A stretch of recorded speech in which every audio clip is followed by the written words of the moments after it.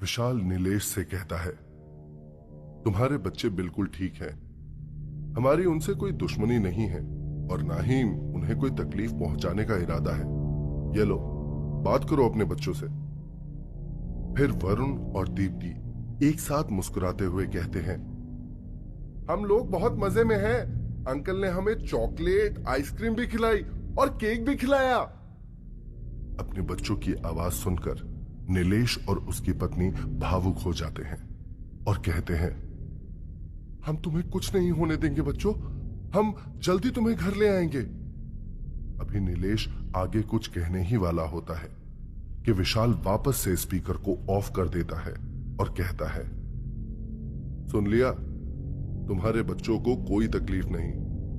अब जैसे मैंने कहा तुम वैसा ही करो।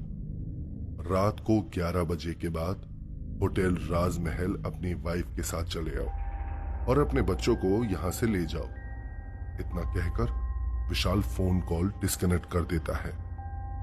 वही कॉल डिस्कनेक्ट होने के बाद पुलिस नीलेश को समझाते हुए कहती है, अजीब केस है। मैं तो ऐसा पहली बार सुन रहा हूं कि किडनैपर की कोई डिमांड नहीं है, वो बस वहां आकर आप लोगों को बच्चों को ले जाने के लिए कह रहा है।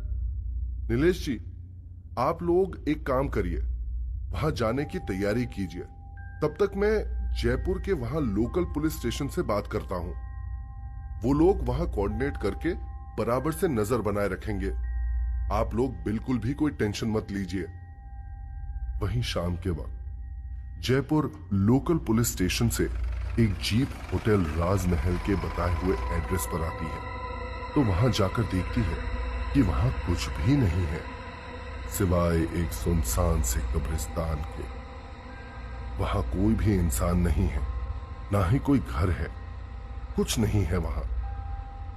एक सब इंस्पेक्टर वापस से जोधपुर पुलिस से भी बात करता है, साहब, यहां होटल राजमहल तो क्या, कोई छोटा सा होटल तक नहीं है। जरूर कोई आप लोगों को पोपट बना रहा है। और रिपोर्ट करने के बाद वो लोकल थाने का सब इंस्पेक्टर फोन डिस्कनेक्ट कर देता है। वहीं वे लोकल थाने वाले आसपास कुछ देर और नजर रखते हैं और वहां से खाली हाथ वापस लौट जाते हैं। बेकार में वक्त बर्बाद हो गया यहां आकर, एक हवलदार तंबाकू खाते खाते कहता है। और कुछ इस तरह से इस मामले को पूरी तरह से लोकल थाने वाले आया गया कर देते हैं। वहीं रात 11 बजे हमेशा की तरह होटल राजमहल अपने जगह पर खड़ा हो चुका है। जो देर शाम तक लोकल थाने वाले पुलिस वालों को नजर तक नहीं आया था, वहीं अभी एक आलीशान होटल अपनी पूरी खूबसूरती के साथ सज धज कर तैयार है, बिल्कुल एक नई नवेली दुल्हन की तरह। वहीं कुछ देर बाद विशाल अपनी मालकिन मल्लिका के कमरे के ठीक बाहर खड़ा होता है। उस वक्त विशाल की आंखों में एक दरख्वास्त नजर आ रही है। विशाल को वहां दरवाजे पे खड़ा देखते ही मल्लिका उसे कमरे में बुलाती है। उस वक्त मल्लिका रेड वाइन पी रही होती है और एक मादक मुस्कान के साथ कहती है, कहो, क्या बात है? आज तुम खुद सामने से चलकर आए हो, जरूर कोई इंपॉर्टेंट बात रही होगी। इतना कहकर मल्लिका अपनी मदहोश कर देने वाली नजरों से विशाल को देख रही होती है। विशाल उन निगाहों में डूबते हुए कहता है, मुझे आपकी इजाजत चाहिए। 2 छोटे बच्चों को मुझे कुछ देर के लिए होटल राजमहल के अंदर लेकर आना है, क्योंकि किसी की मुक्ति इस बात से जुड़ी हुई है। मल्लिका वाइन के नशे में सराबोर होकर कहती है, बस इतनी सी ख्वाहिश, जाओ, तुम्हारी ये छोटी सी ख्वाहिश पूरी हुई, तुम उन्हें ला सकते हो। विशाल, कुछ और कहना है? विशाल कहता है, नहीं, आपका शुक्रिया। और इतना कहकर विशाल वहां से चुपचाप चला जाता है और मल्लिका उसे जाता हुआ देख रही होती है और उसके होठों पर एक प्यारी सी मुस्कान खिली हुई नजर आती है। तभी विशाल होटल के बाहर जाता है, जहां कार में अमन के साथ दीप्ति और वरुण बैठे होते हैं। विशाल दोनों बच्चों को अपने साथ होटल राजमहल के अंदर ले आता है। फिर विशाल दीप्ति और वरुण से पूछता है, बच्चों, क्या आप कभी अपने दादा और दादी से मिले हो? वो दोनों उदास होकर कहते हैं, नहीं, पापा कहते हैं वो दोनों भूत बन गए। विशाल ये बात सुनकर हैरान रह जाता है और फिर पूछता है, क्या आप लोग मिलना चाहोगे अपने दादा और दादी से? बच्चे खुश होकर चहकते हुए कहते हैं, हाँ हाँ, क्या वो लोग यही हैं? पर वो लोग तो भूत है ना, वो हमें कुछ करेंगे तो नहीं? विशाल अपना सर ना में हिलाते हुए कहता है, नहीं बच्चों, वो आप लोगों को कुछ नहीं करेंगे, वो तो आपसे बहुत प्यार करेंगे। चलो, मैं तुम्हें उनके पास लेकर चलता हूं। तभी विशाल दोनों बच्चों को लेकर रूम नंबर 5002 की ओर बढ़ता है। दरवाजा खोलते ही वो बूढ़े दंपत्ति से कहता है, अंकल, आंटी, मैं किसी को आपसे मिलवाने के लिए लेकर आया हूं। वो दोनों बहुत खुश हो जाते हैं। उन्हें लगता है शायद उनका बेटा नीलेश आ गया है। तभी वो बूढ़ी औरत पूछती है, क्या तुम मेरे बेटे को ले आए हो? विशाल उनसे कहता है, वो अभी आ रहे हैं आंटी, लेकिन अभी आप पहले इनसे मिलिए। वहीं दोनों बच्चे खुशी से भागते हुए अंदर आते हैं और उन दोनों की तरफ बढ़ते हैं। दादाजी, दादी, हम लोग आ गए। विशाल उनसे कहता है, ये आपके बेटे और बहू के बच्चे हैं, वरुण और दीप्ति। आपके पोता पोती हैं ये दोनों।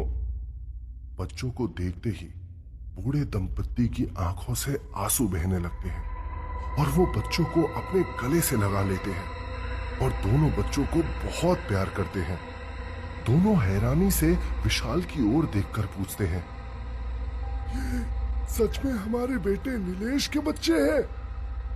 विशाल मुस्कुराते हुए कहता है, जी।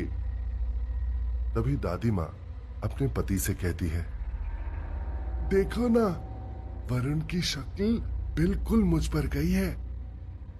तभी उनके पति बोलते हैं, नहीं नहीं, वरुण की शक्ल मुझ पर गई है। तुम ध्यान से देखो ना, मैं ही तो हूं हैंडसम। इतना कहकर दोनों पति पत्नी खिलखिलाकर हंसने लगते हैं। तभी दीप्ति अपने दादाजी से कहती है, दादाजी, क्या आप मेरे लिए घोड़ा बनेंगे? मेरे सभी दोस्तों के दादाजी घोड़ा बनकर उनको सैर करवाते हैं। ये बात सुनकर दादाजी बहुत भावुक हो जाते हैं और कहते हैं, अरे क्यों नहीं बेटा, लो, मैं अभी हाथी घोड़ा सब बन जाता हूं। इतना कहकर वो दोनों बच्चों को अपनी पीठ पर बिठाकर उनके साथ खेलने लगते हैं।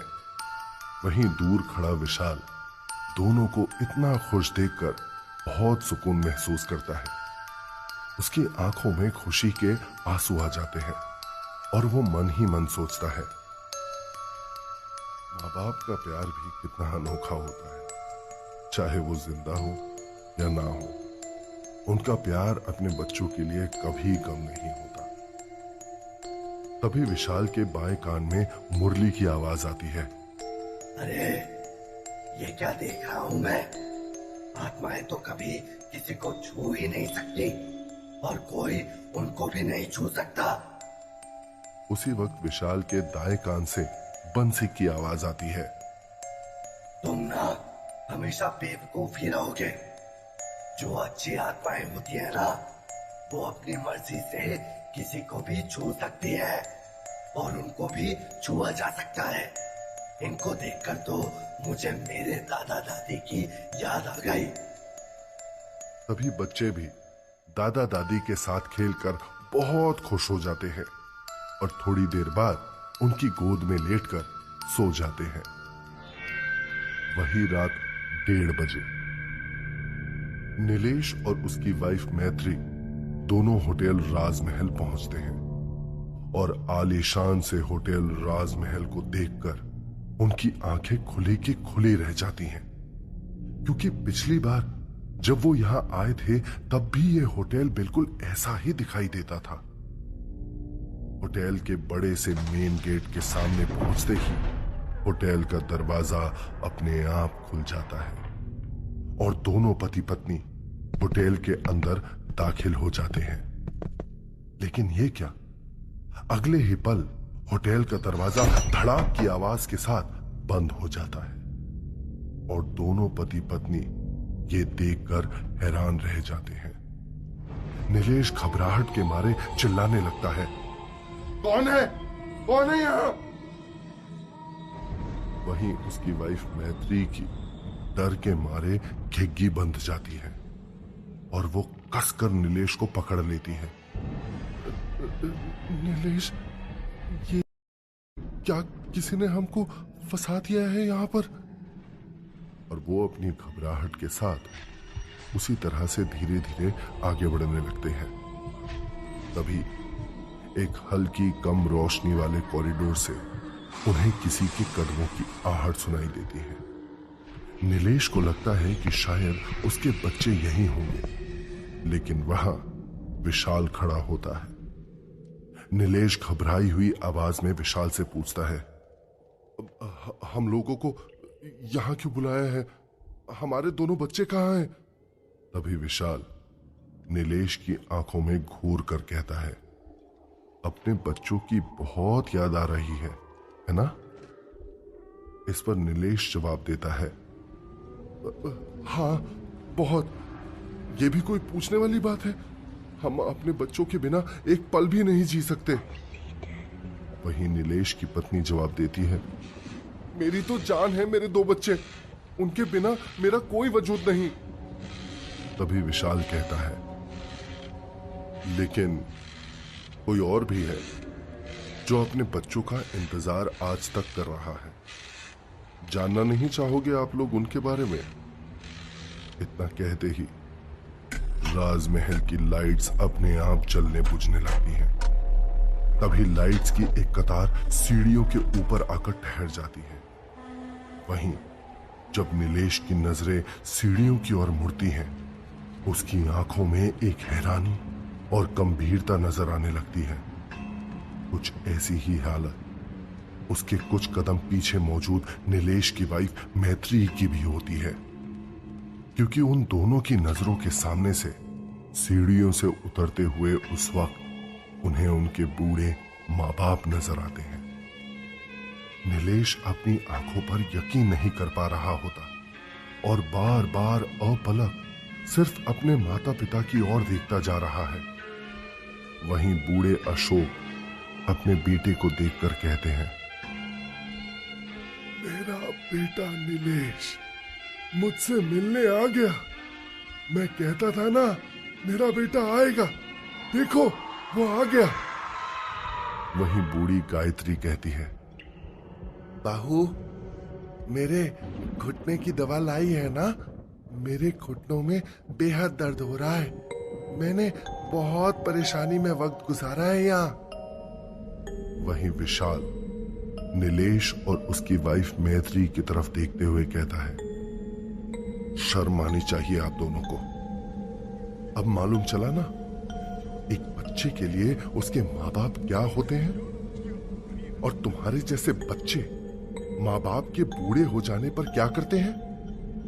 उन्हें ओल्ड एज होम जैसे जगहों पर उनकी बेसहारा किस्मत पर अकेला छोड़कर चले आते हैं। शर्म आनी चाहिए तुम जैसे बच्चों को।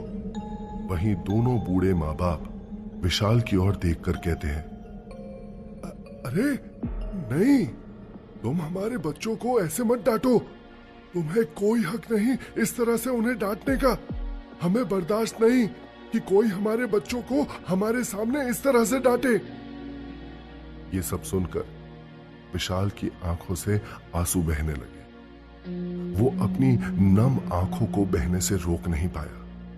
वो उस पल सोच रहा है कि दो आत्माएं आज भी कितनी आस लगाकर बैठी हैं अपने बच्चों से मिलने को लेकर, और उन्हें ये तक मंजूर नहीं कि कोई उनके बच्चों को उनकी आंखों के सामने डांटे। मौत के बाद भी बच्चों के लिए प्यार उनके दिल में आज तक कम नहीं हुआ। विशाल इस बात पर हैरान भी है और दोनों बूढ़े माँ बाप की ओर देखकर विशाल को उस वक्त बेहद ताज्जुब भी हो रहा है। वहीं थोड़ी देर बाद एक कमरे से विशाल उन दो छोटे बच्चों को अपने साथ लेकर आता है। दोनों छोटे बच्चे हंसते मुस्कुराते हुए अपने स्कूल बैग के साथ भागते हुए आते हैं और अपने माँ पापा की ओर बढ़ने लगते हैं और दोनों बच्चों को नीलेश और उसकी पत्नी मैत्री गले से लगा लेते हैं।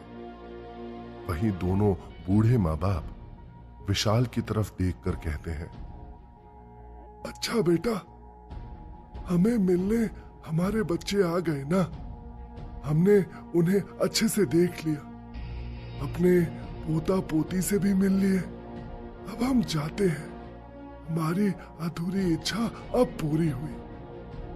विशाल को पता है कि दोनों बूढ़े पति पत्नी की मौत हो चुकी है, लेकिन फिर भी अपनी आंखों में आंसू लिए वो कहता है, अच्छा, आप लोग अपना ख्याल रखना। वहीं अशोक और गायत्री दोनों अपने बेटे और बहू की ओर एक नजर देखते हैं और उन दोनों की बूढ़ी आंखों में मुस्कुराहट नजर आने लगती है। वहीं वरुण और दीप्ति भी अपने दादा दादी की ओर देखकर मुस्कुराते हैं। तभी एक सफेद रोशनी ऊपर से नजर आती है जो बूढ़े माँ बाप के ऊपर ही दिख रही होती है और देखते ही देखते दोनों बूढ़े पति पत्नी मुस्कुराते हुए उस रोशनी के उजाले में धूमिल हो जाते हैं। और वहीं नीलेश और उसकी वाइफ मैत्री विशाल की तरफ देखकर उसे सॉरी कहते हैं। हमें माफ कर दो, हमें अपनी गलती का एहसास हो गया है। जिसके जवाब में विशाल कहता है, मुझे क्या सॉरी बोल रहे हैं आप लोग, अब कोई फायदा नहीं। जिन्हें आप लोगों ने दुख दिया, माफी तो उनसे मांगनी चाहिए थी। असलियत में माफी देने वाले तो वो लोग थे। चले जाओ मेरी नजरों के सामने से, अभी, इसी वक्त, कभी मत आना वापस। इतना सुनकर पासवान फैमिली वहां होटल राजमहल से निकल जाती है। वही सब कुछ सॉल्व होने के बाद मल्लिका आती है और विशाल को देखकर मुस्कुराते हुए कहती है, विशाल, तुमने आज मुझे बहुत खुश कर दिया है। तुम आज जो कुछ भी मांगोगे मैं उसे आज पूरा करने को तैयार हूं। मैं तुम्हारी हर मुराद पूरी करूंगी। कहो, क्या मांगते हो? अगर तुम ये भी कहोगे कि तुम्हें यहां से मुक्ति चाहिए, तुम्हें यहां से जाना है, तो मैं इसके लिए भी राजी हूं। जितनी आत्माओं की अब तक अधूरी इच्छाएं बाकी हैं, उनके दायित्व से भी तुम्हें मुक्त कर दूंगी। जा सकते हो, तुम आजाद हो। तभी विशाल मल्लिका को हैरान करते हुए कहता है, नहीं, मुझे नहीं जाना है। जैसे आज इन बूढ़े माँ बाप को मुक्ति मिली है, मैं सबको यहां से मुक्ति दिलाकर जाऊंगा। मैं सबकी अधूरी ख्वाहिशें पूरी करके जाऊंगा। मुझे तब तक इस होटल राजमहल से मुक्ति नहीं चाहिए, नहीं चाहिए मुझे रिहाई। उस वक्त मल्लिका एकटक विशाल की तरफ देखती जा रही है। वही विशाल की नजरों में दृढ़ संकल्प नजर आ रहा है, सभी आत्माओं को मुक्त कराने का, उनकी अधूरी इच्छाओं को पूरी करने का। तो क्या होगा आगे,